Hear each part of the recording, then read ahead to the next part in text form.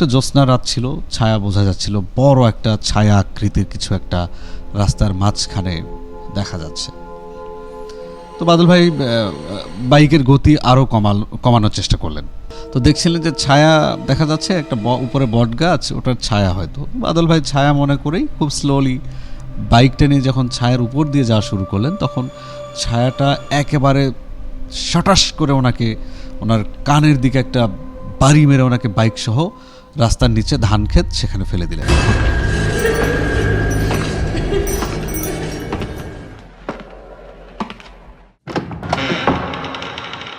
কে? অমানিশা।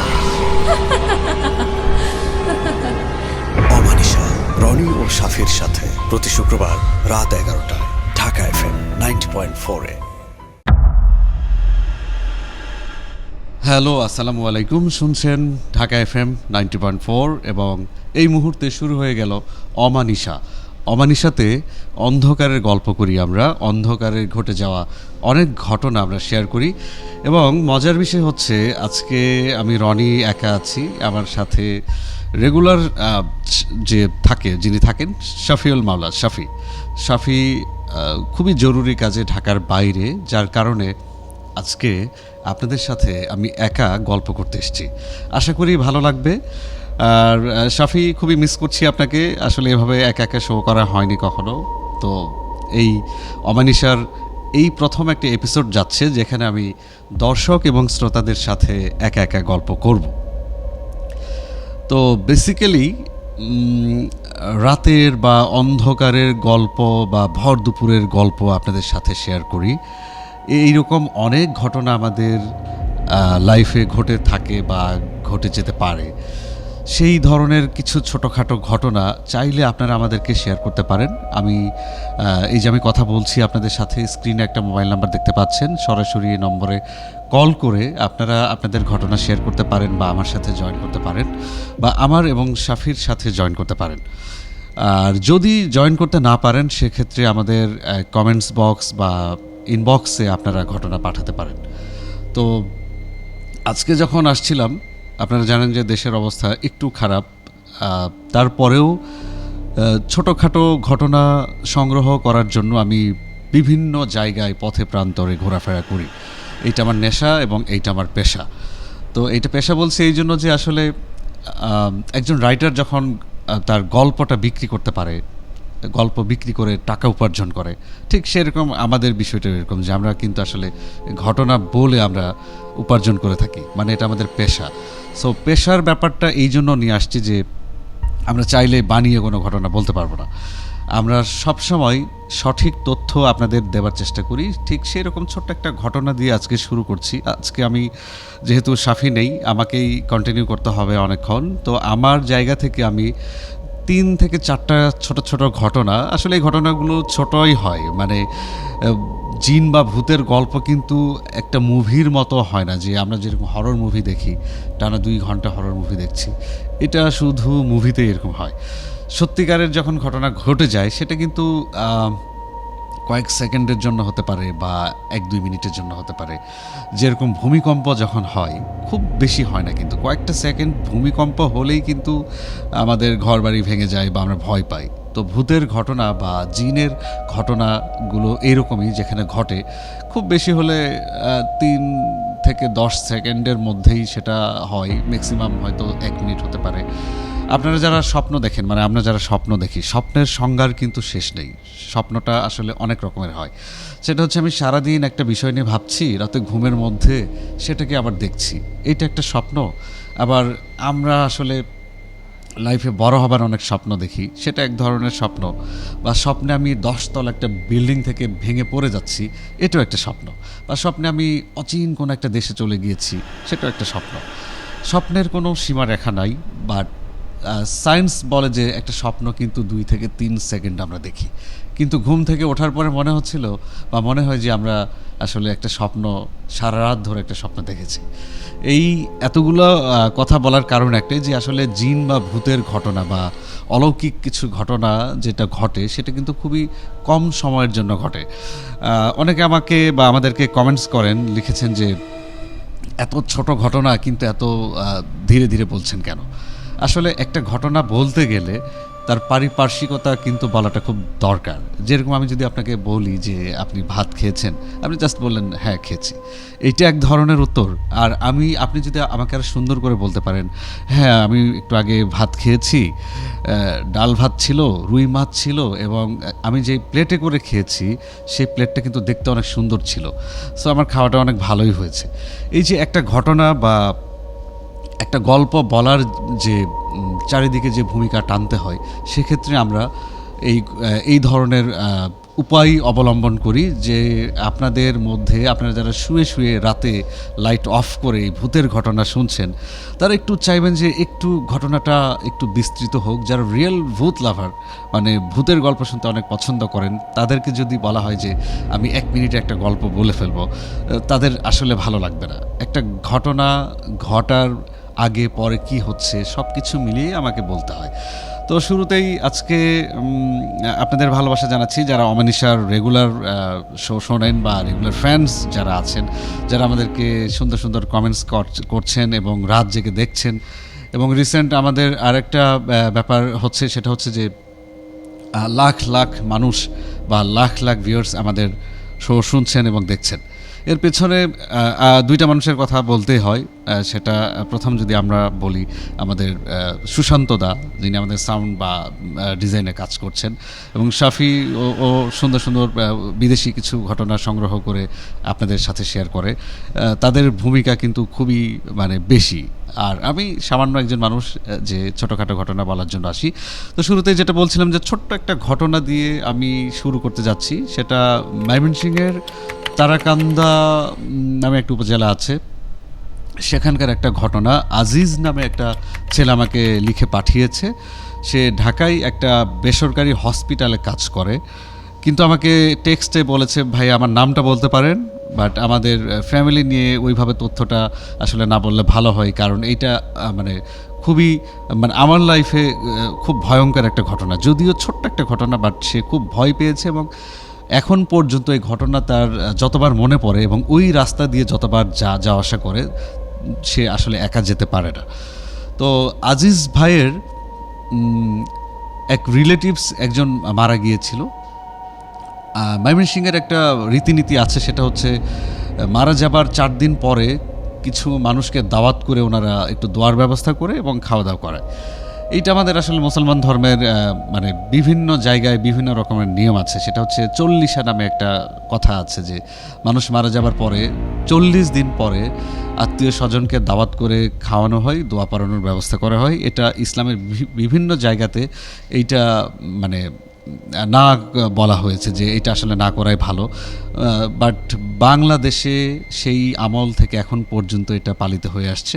আমি সেই তর্ক বিতর্কে যাচ্ছি না। তো আমি আজিজ ভাইয়ের যে রিলেটিভস মারা গিয়েছে, সে মারা যাবার 4 দিন পরে যে অনুষ্ঠানটার আয়োজন করা হচ্ছে, দোয়ার ব্যবস্থা করা হচ্ছে, পাশাপাশি খাবার দাবারের ব্যবস্থা করা হচ্ছে, সেজন্য গ্রামের বিভিন্ন আত্মীয় স্বজন বা প্রতিবেশীদেরকে আজিজ ভাই এবং তার কাজিন দাওয়াত দেওয়ার জন্য বের হয় সন্ধ্যার পরে। তো তারা বিভিন্ন জায়গায় বিভিন্ন মানে আশেপাশে গ্রামের দাওয়াত দিয়ে এসছে, কিন্তু পরের দিন একটা কথা তাদের কানে আসছে যে শুধুমাত্র যিনি মারা গিয়েছে তার খুবই ঘনিষ্ঠ একজন বন্ধু আছে, পাশের গ্রামে তার বাড়ি, তাকে আসলে আজিজ ভাইরা দাওয়াত দেয়নি বা দাওয়াত দিতে ভুলে গিয়েছে। এবং তাকে যে দাওয়াত দিতে ভুলে গিয়েছে এইটা জানার পরে আসলে সে খুবই মানে আজিজ ভাইরাও কষ্ট পেয়েছে, সেই লোকটিও কষ্ট পেয়েছে যে আমাকে আসলে দাওয়াত দিল না, আমি তো তার একমাত্র বন্ধু ছিলাম, যার সুখে দুঃখে পাশে ছিলাম, অথচ দাওয়াত দিল সবাইকে, আমাকে দাওয়াত দিল না। এটা আবার এই দিকে আজিজ ভাইদের কানে আসার পর আজিজ ভাইরা চেষ্টা করেছে যে যেভাবেই হোক পরের দিন সন্ধ্যার পরে আবার বেরিয়েছে যে গ্রামটা একটু দূরে, তাকে দাওয়াত দিতেই হবে। তো তাকে দাওয়াত দিতে গিয়েছে। দাওয়াত দিতে যাবার সময় লম্বা বড় একটা বাঁশঝাড় আছে, যে বাঁশঝাড় পার হবার পরে একটা লেকের মতো, মানে গ্রামে তো আসলে লেক বলে না, আমরা ঢাকা শহরে যারা থাকি তারা লেক বলি। একটু চিকন নদীর মতো নালার মতো সেটাকে আমরা লেক বলি, গ্রামে এটাকে আসলে ডোবা বা নালা এই টাইপেরই বলে।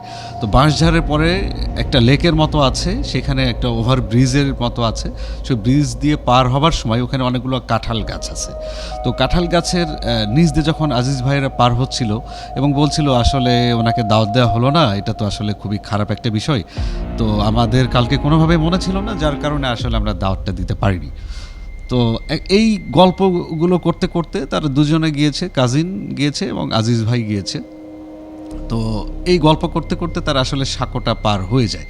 পার হয়ে গিয়ে অনেক দূরের একটা গ্রামে গিয়ে সেই যিনি মারা গিয়েছিলেন তার খুব ঘনিষ্ঠ বন্ধুকে খুঁজে বের করা হলো এবং দাওয়াত দেওয়া হলো যে, এবং সরি বলেছে যে আসলে আমরা আসলে আমাদের আপনার কথা মনে ছিল, বাট আপনাকে দাওয়াত দিতে আসলে আমরা ভুলে গিয়েছি। এটা মানে মনে ছিল, মানে আমরা জানি আপনি তার বন্ধু, কিন্তু আমরা দাওয়াত দিতে ভুলে গিয়েছি, আর যেহেতু আপনি অনেক দূরে থাকেন আমরা আসলেই ভুলে গিয়েছি, সরি বলে তাকে দাওয়াত দেওয়া হয়েছে এবং সে খুব খুশি হলো যে তাকে দাওয়াত দেওয়া হয়েছে। এই যে দাওয়াত দেওয়া হলো, দাওয়াত দিয়ে ঠিক আসার সময় তখন রাত 12টা, আমার কাছে টাইম লেখা আছে 11টা 37 মিনিট। ময়মনসিংহের তারাকান্দা নামে একটা জায়গা আছে, সেখানে এই ঘটনাটা ঘটেছিল। তো 11টা 37 মিনিটে যখন আবার ব্যাক করছিল আজিজ ভাই এবং তার কাজিন, তো সেই সাঁকো পার হয়ে এসে যেখানে কাঁঠাল বাগান আছে, অনেকগুলো কাঁঠাল গাছ, পুরনো আমলের সেই মোটা মোটা কাঁঠাল গাছ, তো কাঁঠাল গাছ রাস্তায় সাঁকো পার হওয়ার পর দেখা যাচ্ছে যে একটা বড় একটা কাঁঠাল গাছ পড়ে আছে রাস্তার মাঝখানে, এই পাশ থেকে ওই পাশে পড়ে আছে। তো সেই সময় আসলে কোনো ঝড় বৃষ্টি ছিল না, খুবই গরম ছিল, একটু চাঁদের আলো মিটমিট করে দেখা যাচ্ছিল, বাঁশঝাড় দেখা যাচ্ছিল। তো আজিজ ভাইয়ের ধারণা হচ্ছিল যে কাঁঠাল গাছ একটা রাস্তায় পড়ে আছে, এইটা কিভাবে সম্ভব? কাঁঠাল গাছ তো পড়ে থাকার কথা না, কাঁঠাল গাছ কি তাহলে কেউ কেটে ফেলে দিয়েছে? তো এটা বলতে বলতে আসলে ওনারা ক্রস করার সময় একটু পা দিয়ে আগে একটু দেখলো, এইভাবে জাস্ট পা দিয়ে থ্রো করে দেখলো যে আসলে এটা কাঁঠাল গাছ আসলে পড়ে আছে না কিভাবে আছে, একটু পা দিয়ে টাচ করে দেখার চেষ্টা করেছে। যখনই কাঁঠাল গাছে পা দিয়ে লাথি মেরেছে টাচ করার মতো, তখনই দেখলো মানে অনেকটা বিদ্যুৎ চমকানির মতো একটা আলো এবং সাদা রঙের একটা কি যেন মানে কাঁঠাল গাছ থেকে উঠে দৌড়ে চলে গেল এবং কাঁঠাল গাছটি সাই করে উঠে দাঁড়িয়ে গেছে। মানে বুঝতে পারছেন বিষয়টা, মানে যে কাঁঠাল গাছটি রাস্তায় পড়েছিল, আজিজ ভাইয়ের পা লেগে কাঁঠাল গাছ একদম স্ট্রেট দাঁড়িয়ে গিয়েছে এবং ওখান থেকে শাহি করে একটা আলোর মতো সাদা কি যেন একটা দৌড়ে চলে গেল। এইটা দেখে আজিজ ভাই এবং তার কাজিন এতটা ভয় পায় এবং তারা দৌড়ানো শুরু করে, সামনের দিকে দৌড়ানো শুরু করে, এবং দৌড়ে যখন যাচ্ছিল তখন দেখছিল তাদের সামনে সাদা কিছু একটা দৌড়াচ্ছে, কোনটা পা কোনটা মাথা কিছুই বুঝতে পারছে না। দৌড়াতে দৌড়াতে সামনে একটা মৎস্য খামার আছে, মানে যেখানে হ্যাচারি আছে, হ্যাচারিতে মাছের পোনা বা মাছ চাষ করা হয় বা মাছ বড় করা হয়।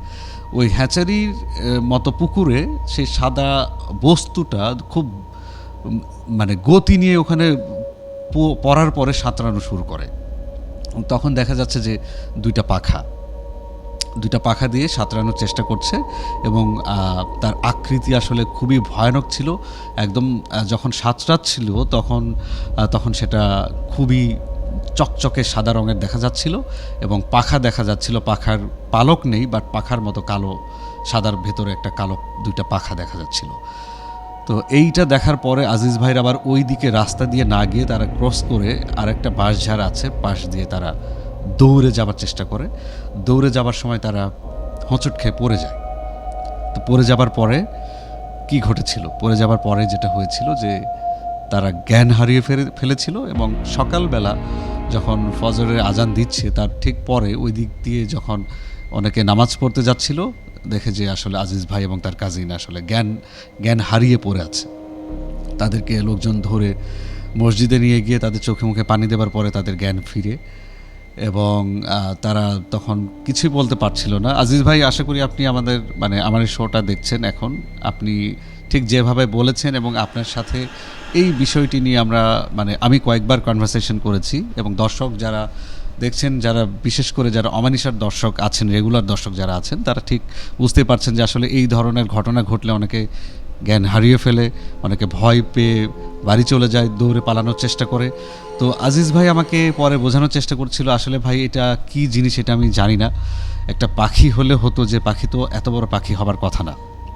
একটা কাঁঠাল গাছ, সবচেয়ে ভয়ঙ্কর বিষয়টা ছিল যে যে কাঁঠাল গাছ পড়েছিল রাস্তায়, সেটা মানে খুবই স্পিডে দাঁড়িয়ে গেল এবং সেখান থেকে একটা সাদা বস্তু, খুব বড় সড়ো, মানে একটা ট্রাক যেরকম বড়, ঠিক তত বড় একটা বস্তু দৌড়ে সামনের দিকে গিয়ে মাছের পুকুরে হ্যাচারিতে সাঁতরানোর চেষ্টা করছিল।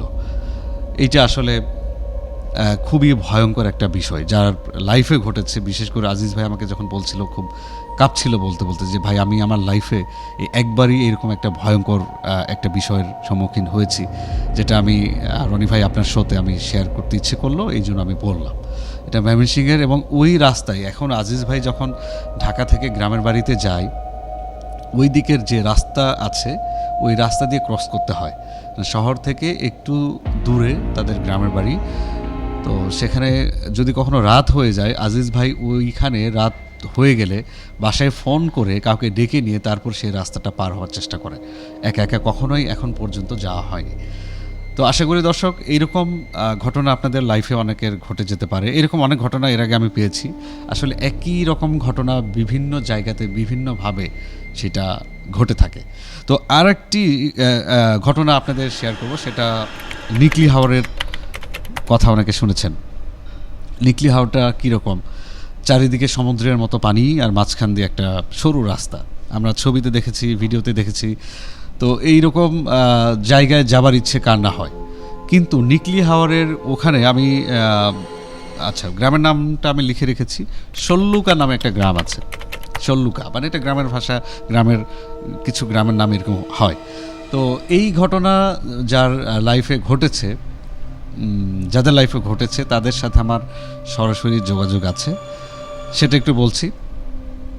ওনার নাম বাদল ভাই, উনি একটা বেসরকারি কোম্পানিতে ম্যানেজার হিসেবে আছেন। বাদল ভাই চা খেতে খেতে আমাকে 2-3টা ঘটনা বলেছেন, সেই 2-3টা ঘটনা এখন আপনাদের শেয়ার করতে চাই আমি।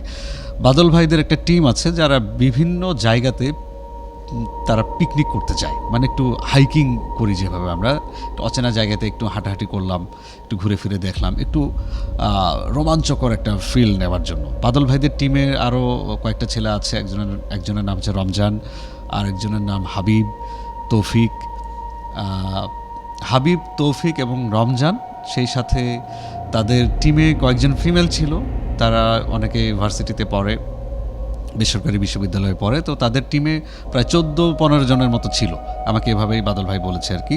তো তাদের একটা ছিল যে নিকলি হাওরের পাশে সল্লুকা নামে একটা গ্রাম আছে। আমি জানি না নিকলি হাওর থেকে ঠিক কত দূরে, আমি আসলে ওইভাবে ডিটেলস আমি নেইনি, বা আমরা আসলে লোকেশনটা ওইভাবে বলতে চাই না, বললে সেই জায়গাতে আবার আরও কিছু সমস্যা ক্রিয়েট হয়, এই কারণে আমি আসলে ওইভাবে বলতে চাই না। তো সল্লুকা গ্রামের একটা ওখানে নাকি একটা হিজল গাছ আছে, যেখানে গেলে মানে অনেক কিছু দেখা যায়, অনেক প্রেতাত্মা ঘোরাফেরা করে, অনেক ভয়ঙ্কর কিছু একটা ভেসে ওঠে ওখানে।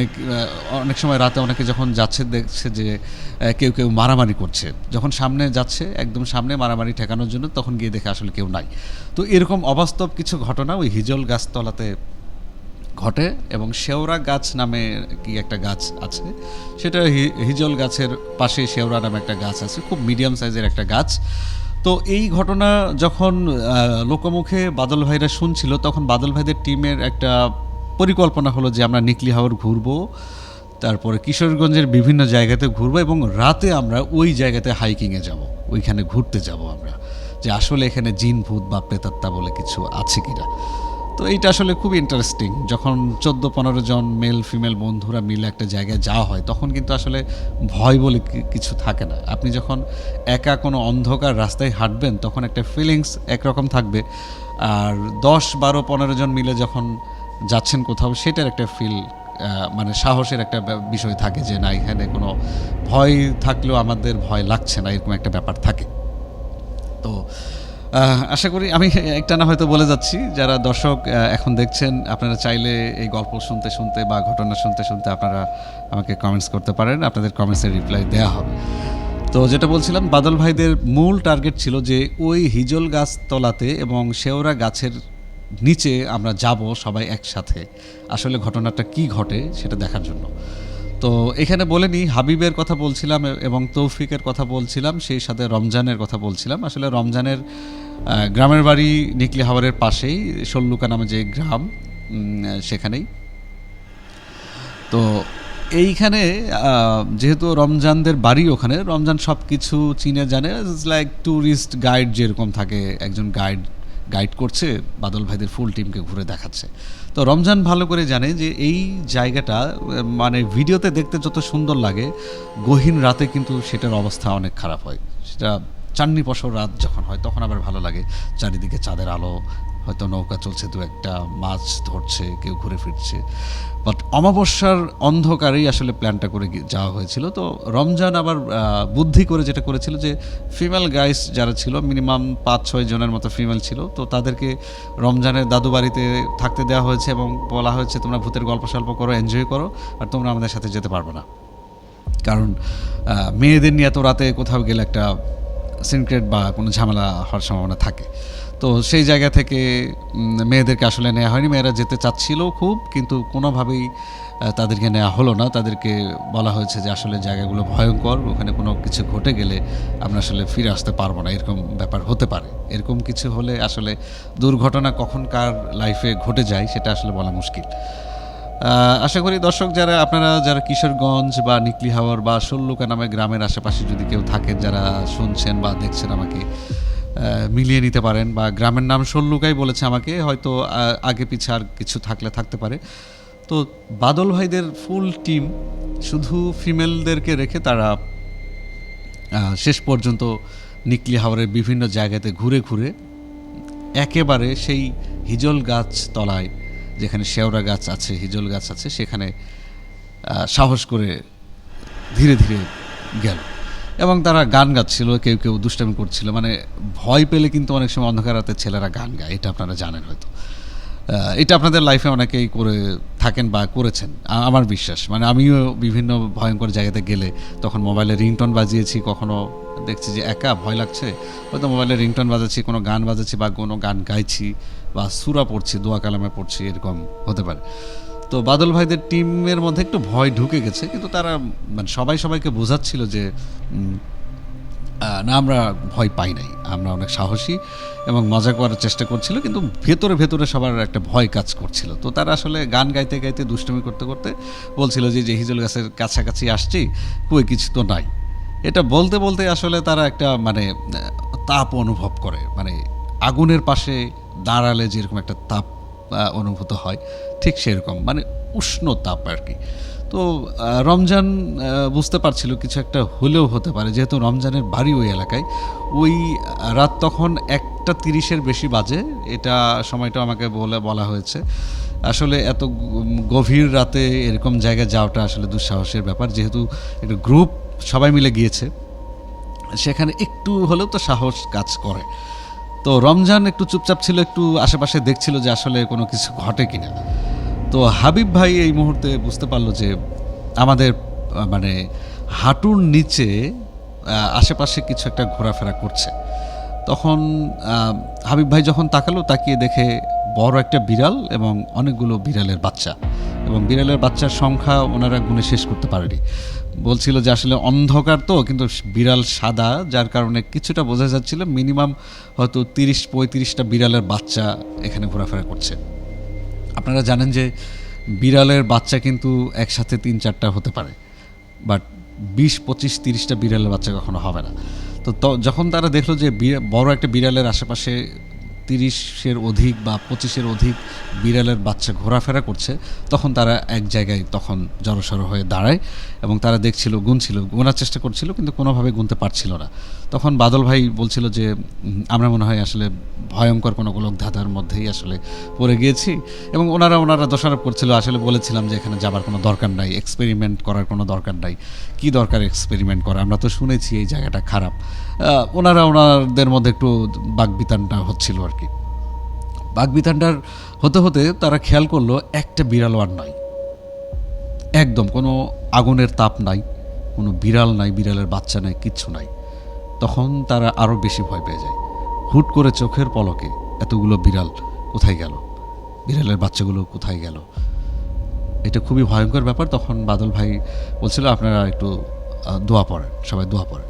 তো দোয়া পড়তে পড়তে হিজল গাছের থেকে পাশে একটা পুকুর আছে, পুকুরের পাড়ে শেওড়া গাছ আছে।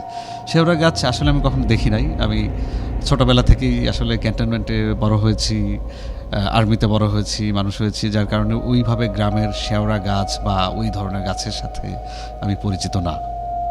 আমি আপনাদের বলছি, যারা চিনেন তারা হয়তো ফিল করতে পারবেন। তো শেওড়া গাছটা হচ্ছে ঠিক পুকুরের ওই পার, পুকুরের এপাশে হিজল গাছ, পুকুরের ওই পারে শেওড়া গাছ। শেওড়া গাছ নাকি অনেকটা সেটার অবয়ব ছিল লিচু গাছের মতো। লিচু গাছ কিন্তু যেগুলো চায়না লিচু গাছ সেগুলো কিন্তু খুব বেশি বড় হয় না। কলম কাটা আম গাছ যেরকম বড় হয়, মিডিয়াম সাইজের আর কি, মানে আমার মতো মানুষ দুইটা জোড়া দিলে যেরকম লম্বা হতে পারে সেই রকম হাইটের একটা শেওড়া গাছ ছিল। তো শেওড়া গাছের ওখানে যাবার সময় বাদল ভাইদের মধ্যে আসলে দুইটা গ্রুপ হয়ে যায়। তো কেউ যেতে চাচ্ছিল, কেউ যেতে চাচ্ছিল না। তো শেষ পর্যন্ত রমজান, হাবিব, বাদল ভাই তিনজন মিলে বাকিদেরকে এখানে রেখে যে তোমরা এখানে বসো, এখানে যেহেতু আর আপাতত আর কোনো ঝামেলা নাই, তোমরা এখানে বসো, আমরা একটু পুকুরের ওপার থেকে হিজল গাছটা আসলে দেখে, শেওড়া গাছের ওখান থেকে একটু ঘুরে আসি। তো বাদল ভাইয়ের আবার খুবই সাহস। বাদল ভাই বিভিন্ন সময় আমি দেখেছি যে রাত বিরাতে শাহবাগ, পরিবাগ এগুলো ঘোরাফেরা করছে ঢাকায়। এবং এমন হয়েছে অনেক গভীর রাতে বাদল ভাই আমাকে ফোন দিয়েছে যে 21 টেলিভিশনের গলিতে আসেন, এখানে গরম ভাত আর গরুর মাংস পাওয়া যায়। এরকম হচ্ছে আর কি, মানে উনি একটু নিশাচর টাইপের। বাদল ভাইয়ের অনেক সাহস। আশা করি বাদল ভাই আমাকে দেখছেন, শুনছেন, ভালো লাগবে। আপনার গল্পই করা হচ্ছে, সেই সাথে আমাদের শত শত লাখো লাখো দর্শক এটা দেখছে আর কি, দেখবেন আর কি। তো যখন বাদল ভাই, হাবিব ভাই এবং রমজান পুকুরের পাড় দিয়ে হেঁটে হেঁটে সেই শেওড়া গাছের ওখানে গেল, ঠিক ওই সময়টা ওখানে হঠাৎ একটা আলোর মতো দেখতে পাচ্ছিল, এবং আলোর মতো দেখতে পাচ্ছিল। এবং এই পুকুরের এই পারে তো আসলে বাকি মেম্বাররা যারা ছিল তাদেরকে আর অন্ধকারের জন্য দেখা যাচ্ছে না, কিন্তু আমি যদি ত্রিভুজের মতো দেখি, মানে বাদল ভাইরা যে শেওড়া গাছের যেই জায়গায় অবস্থান করছে, শেওড়া গাছ দেখছে, এইটাই শেওড়া গাছ, একটা মিডিয়াম সাইজের গাছ, কিন্তু একটু আলো, গাছের একটু ছাল বাকল দেখা যাচ্ছিল, পাতাও বোঝা যাচ্ছিল, কিন্তু ত্রিভুজ আকারে এক কর্নারে একটা বয়স্ক একজন লোক অনেকটা ধুতি পরার মতো, যারা হিন্দু ধর্মের আছেন তারা ধুতি সম্পর্কে জানেন, মুসলমানরা যেরকম লুঙ্গি পরে, হিন্দুরা একটু ওই টাইপের লুঙ্গির মতো ধুতি পরা একটা লোক একটু এভাবে ধরে একটু হেলে, গোল একটা সাদা গেঞ্জি পরা, উনি ডাকছিলেন, এই বাবা তোমরা এদিকে আসো, তোমরা এদিকে আসো, ওখানে কি করো, এখানে আসো। আমার আসলে খুব ভয় পাচ্ছে এখন, মানে আমার পশম দাঁড়ায় যাচ্ছে ভয়। তো যখনই বয়স্ক লোকটা বাদল ভাইদেরকে ডাকছিলেন, তোমরা কি করো, এইদিকে আসো, বাদল ভাইরা একেবারে ভয়ে এখন মানে ওখানে স্তব্ধ হয়ে গিয়েছে যে এত রাতে এখানে কে। খুবই ভয় পাচ্ছিল যে লুঙ্গি পরা, ধুতি পরা একটা লোক এভাবে পুরো সাদা রঙের, চারিদিকে সাদা সাদা সাদা বোঝা যাচ্ছে। অনেকে বলতে পারেন যে ভূত জিন কি শুধু সাদা পরেই বের হয়, হতে পারে। এক এক জায়গায় এক এক রকম দেখা যেতে পারে, এক এক অঞ্চলে এক এক অবয়ব ধারণ করতে পারে। যেরকম শুরুতে যে গল্পটা বলছিলাম, ঘটনাটা বলছিলাম, সেটা অনেকগুলো সাদা বিড়ালের বাচ্চারা হাঁটাচলা করছিল, এরকম সাদা সাদা। তো সাদা রঙের ধুতি পরা একজন লোক যখন, বয়স্ক লোক যখন ডাকছিল, বোঝা যাচ্ছিল ওনার ভয়েস নাকি খুবই, মানে ধরেন একজন 90 বছরের বৃদ্ধ যখন কথা বলবে, সেই তার সাথে আমার বয়সী মানে 35 থেকে 40 বছরের একজন তরুণ বা যুবকের ভয়েস কিন্তু একরকম হবে না। মানে একজন বয়স্ক লোকের ভয়েস শুনেই বোঝা যাবে এটা বয়স্ক, এবং সে জরাজীর্ণ, রোগাক্রান্ত, এরকম ভয়েসে ডাকছিল। তখন বাদল ভাই, হাবিব এবং রমজান চুপ করে তার দিকে তাকালো, এবং তাকানোর সময় চিন্তা করছিল আসলে সেই ভদ্র বয়স্ক লোক ডাকছে, সেখানে আসলে যাওয়াটা ঠিক হবে কিনা। তো তারা যখন দাঁড়িয়ে এইটাই চিন্তা করছিল, তখন আবার সেই বয়স্ক লোকটি বলল যে তোমরা যদি এদিকে না আসো বিপদে পড়বা, ওই জায়গা ভালো না। এখনও সময় আছে, তোমরা চলে আসো, অমাবস্যার রাত, ওখানে কেউ যায় না।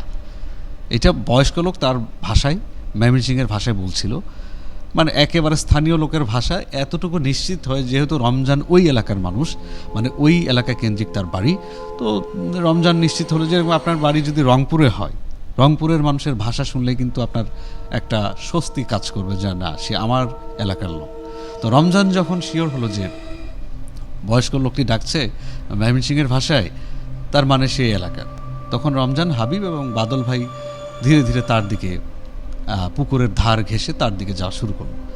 যখন তার কাছাকাছি গেল, ঠিক সেই মুহূর্তে সেই লোকটা উধাও হয়ে গেল, আর কেউ নয়। একবার চিন্তা করে দেখেন। তো যখন সেই মানে যখন সেই বয়স্ক লোকের কাছে গেল, যিনি ডাকছিলেন যে ওখানে থেকোন, আমার কাছে আসো, ভয়ঙ্কর কিছু ঘটে যেতে পারে, এরকম বোঝাচ্ছিল, যখন বাদল ভাই, তারপরে হাবিব, রমজান তার কাছে গেল, গিয়ে দেখে সে উধাও, আর কেউ নাই।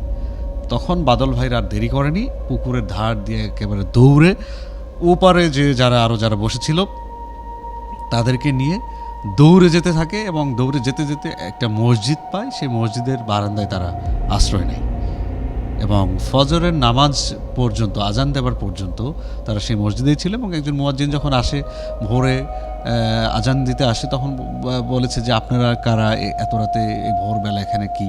তখন বলেছে যে রমজান বলেছে আমাদের অমুক জায়গা, আমার বাড়ি, আমার বাবার নাম অমুক। তো মুয়াজ্জিন চিনতে পেরেছে যে বাবা তোমরা আবার এত রাতে এখানে কি করো? আমরা আসলে ঢাকা থেকে আমার বন্ধুরা এসছে, আমরা ঘুরতে এসেছিলাম, এসে আমরা আসলে কিছু ভয়ঙ্কর বিষয় ফেস করি, এবং আমরা ভয়ে এসে মসজিদে আশ্রয় নিই। তো তারপরে সবাই, মুয়াজ্জিন যখন আজান দিয়েছে, অজু করে নামাজ পড়েছে, এবং ভোরবেলা আসলে বাড়ি গিয়েছে। বাড়ি গিয়ে সকালবেলা অন্য ফিমেল যারা ফ্রেন্ডস ছিল তাদেরকে ঘটনা শেয়ার করেছে, এবং বলেছে আসলে তারা যে যায়নি এটা আসলে খুব ভালো করেছে। তো এরকম ভয়ঙ্কর ঘটনা কিন্তু অমাবস্যা রাতে অনেক ঘটে থাকে। অমাবস্যা রাত সম্পর্কে আপনারা জানেন হয়তো, অমাবস্যা রাতে আরও কিছু ভয়ঙ্কর ঘটনা ঘটে, সেটা গ্রামে গঞ্জে গেলে আপনারা বুঝতে পারবেন। কবরস্থানের কিছু ঘটনা ঘটে থাকে, সেটা হচ্ছে অমাবস্যার রাতে যদি কেউ মারা যায়, সেই লাশ যখন দাফন করা হয়, কিছু গ্রামের কবিরাজ আছে যারা অমাবস্যার রাতে কবর খুঁড়ে সেই লাশ বের করে নিয়ে আসার চেষ্টা করে, কাফনের কাপড় চুরি করার চেষ্টা করে, সেই লাশের কোনো আঙুল বা চোখ তুলে নিয়ে আসার চেষ্টা করে, এনে কবিরাজি করার চেষ্টা করে। তো এরকম ঘটনাও কিন্তু অমাবস্যার রাতে ঘটে। আশা করি অনেকে জানেন বিষয়টা, অনেকে জানেন বা স্টাডি করলে পাবেন আর কি। তো এই হচ্ছে, আমি পরপর দুটো ঘটনা বললাম, আরও দুটো ঘটনা আছে, বাট আজকে আমি আরেকটা ছোট্ট একটা ঘটনা দিয়ে শেষ করতে চাই, যেহেতু একটা সময়েরও ব্যাপার আছে। আশা করি এইটা লাস্ট ঘটনা, এটাও বাদল ভাইয়েরই ঘটনা। বাদল ভাইয়ের সাথে বসলে আসলে নিশাচর মানুষের সাথে ওঠা বসা করলে বা চা খেতে বসলে অনেক রকম ঘটনা সংগ্রহ করা যায়। মানে আমার যেটা কাজ, আমি প্রথমেই বলেছি যে আমার নেশা পেশা এই ঘটনা সংগ্রহ করা। আমি নিজেও লিখি, আমি একজন রাইটার, সেই জায়গা থেকে আমি বিভিন্ন রকম মানুষের সাথে ওঠা বসা করি। আজকে শফি নাই বলে আমি আসলে একাই ঘটনা শেয়ার করছি। আশা করি নেক্সট উইকে আবার শফিকে নিয়ে আপনাদের সাথে দেখা হবে।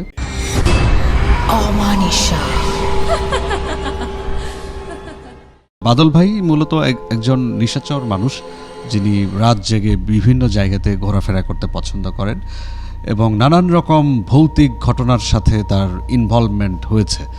তো আজকে যেহেতু শফি নেই, আমাকেই ঘটনা অনেকগুলো মিলেই শেয়ার করতে হচ্ছে। আমি আসলে আপনাদের ভালোবাসি, খুবই ভালোবাসি, এই জন্য যে আপনারা যারা আমাদের গল্প শোনেন বা ঘটনা শোনেন, তাদেরকে আসলে অন্তর থেকে, অন্তরের গভীর একটা জায়গা থেকে তাদের জন্য ভালোবাসা চলে আসে।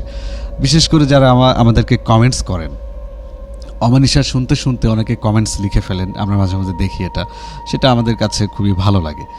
তো যাই হোক, আজকে আর বেশিক্ষণ গল্প করছি না, যাবার আগে ছোট্ট আরেকটা ঘটনা আপনাদের সাথে শেয়ার করতে চাচ্ছি। সেটা হলো বাদল ভাইয়ের লাস্ট একটা ঘটনা। সেটা বাদল ভাই বলেছে, রনি ভাই, আমার লাইফে প্রথম এবং লোমহর্ষক ঘটনা এটা মনে হয়েছে।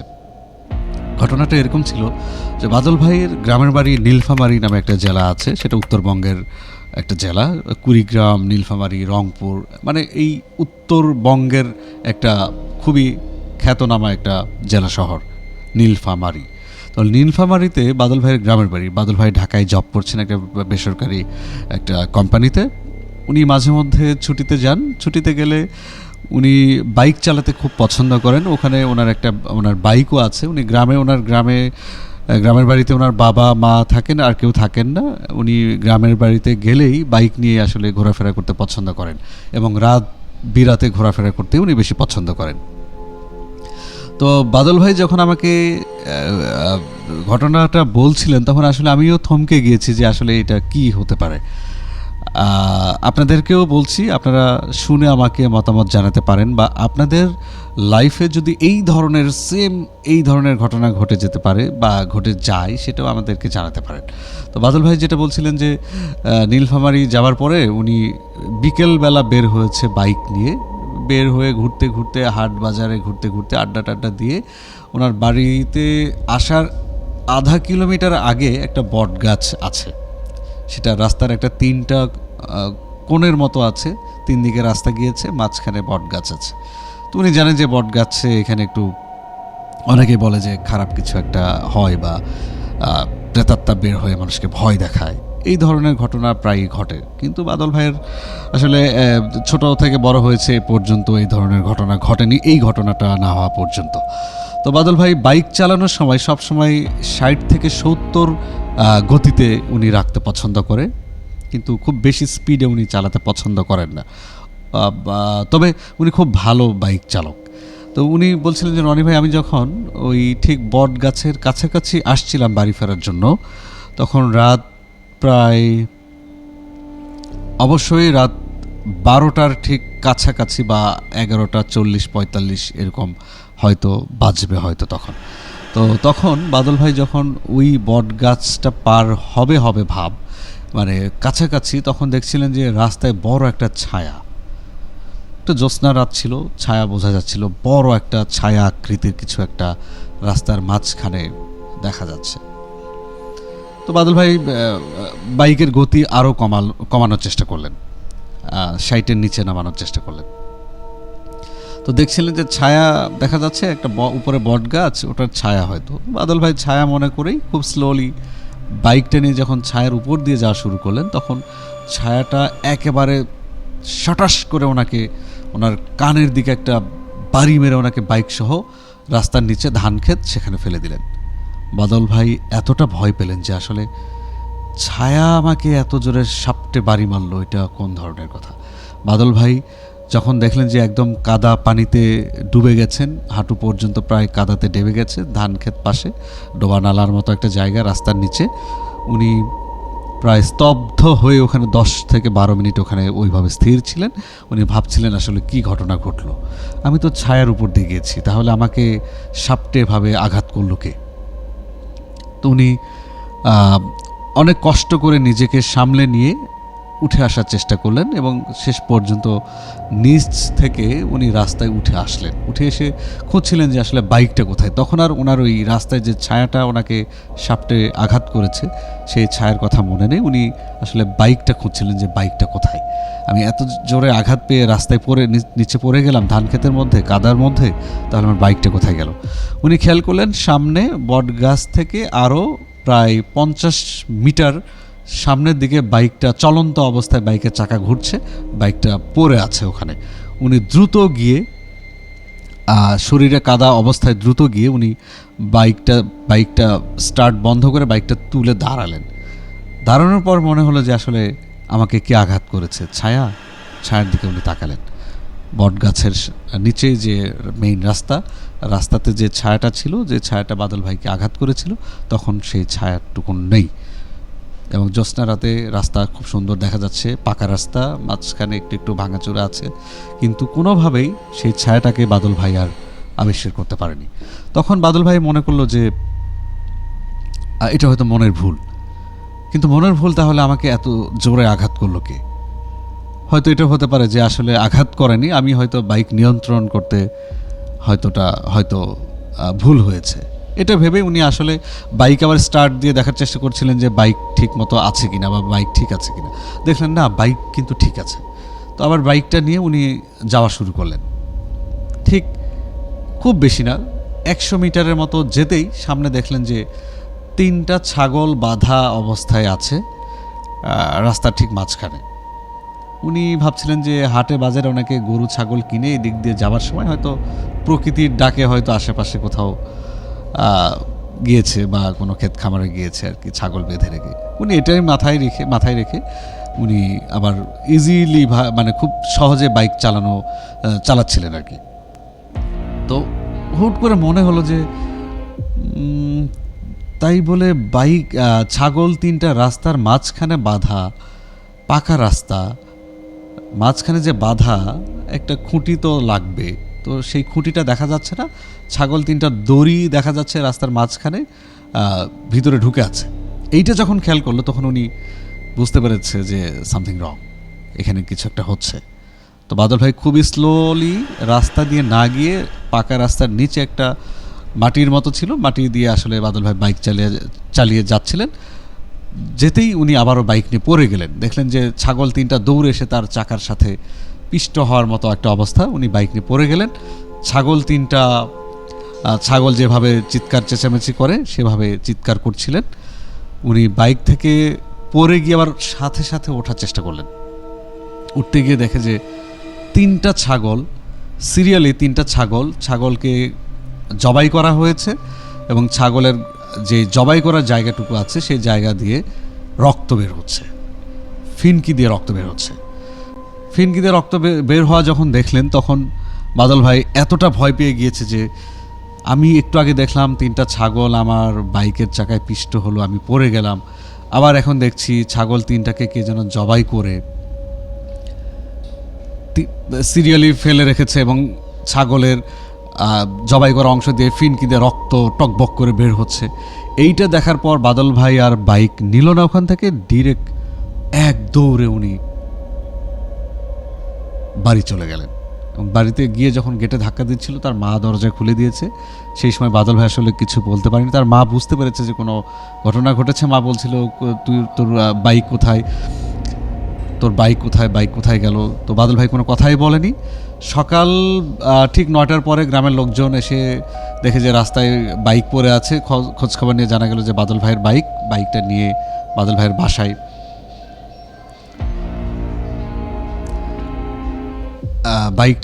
ভাইয়ের বাসায় ওনারা দিয়ে এসছেন। কিন্তু বাদল ভাই 2 থেকে 3 দিন কোনো রকম কথা বলতে পারেনি, একেবারে স্তব্ধ অবস্থায় ছিল। এবং ঢাকা থেকে যে নীলফামারী গিয়েছিল তার অফিসের ছুটিও শেষ হয়ে গিয়েছিল, কিন্তু উনি রাইট টাইমে ঢাকায় আসতে পারেনি।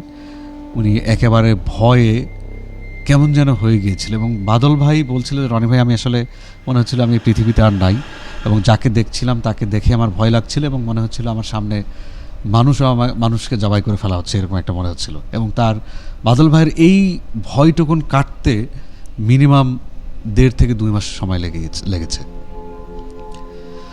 আমি জানি না আসলে এই ঘটনার প্রমাণ করার ব্যাখ্যাটা আসলে কিভাবে দিব আপনাদেরকে। আপনারা যারা আমার এই বাদল ভাইয়ের ঘটনাটা শুনলেন পুরোটুকুন, এই যে প্রথমে একটা ছায়ার সাথে বাড়ি খেয়ে সাপটে রাস্তা থেকে পড়ে গেল বাদল ভাই, তারপরে উঠে দেখে যে ছায়াটুকু নেই। তারপর আবার বাইক নিয়ে যখন যাচ্ছিল তখন দেখলো যে 3টা ছাগল রাস্তায় বাঁধা অবস্থায় আছে, তার বাইকের চাকায় পিষ্ট হয়ে বাইকটা আবার পড়ে গেল। কিন্তু বাদল ভাই যখন উঠে দাঁড়ালেন তখন আবার দেখলেন যে 3টা ছাগল পরপর জবাই করে ফেলে রাখা হয়েছে, ছাগলের গলার জবাই করা অংশ দিয়ে রক্ত ফিনকি দিয়ে বের হচ্ছে। আসলে এটা আমার কাছে খুব নৃশংস একটা ভয়ঙ্কর ঘটনা। আমি জানি না এটা কি হয়েছিল। তো বাদল ভাই অনেক চিন্তা ভাবনা করে পরে বুঝতে পেরেছিল যে তাকে খারাপ কোনো কিছু একটা, প্রেতাত্মা কিছু একটা তাকে ওই রাতে বিরক্ত করার চেষ্টা করেছে। তো দর্শক, অনেকগুলো ঘটনা আপনাদের শেয়ার করলাম, আশা করি ভালো লেগেছে, ভালো লাগবে আশা করি। এবং আমাদের প্রতি শুক্রবার অমানিসাতে রাত 11টায় যারা থাকছেন, যারা দেখছেন, এবং অনেকেই রাত 11টা থেকে 12টার পরেও অনেক সময় রাতেও আমাদেরকে টিউন করে দেখছেন বা ভিডিও দেখছেন,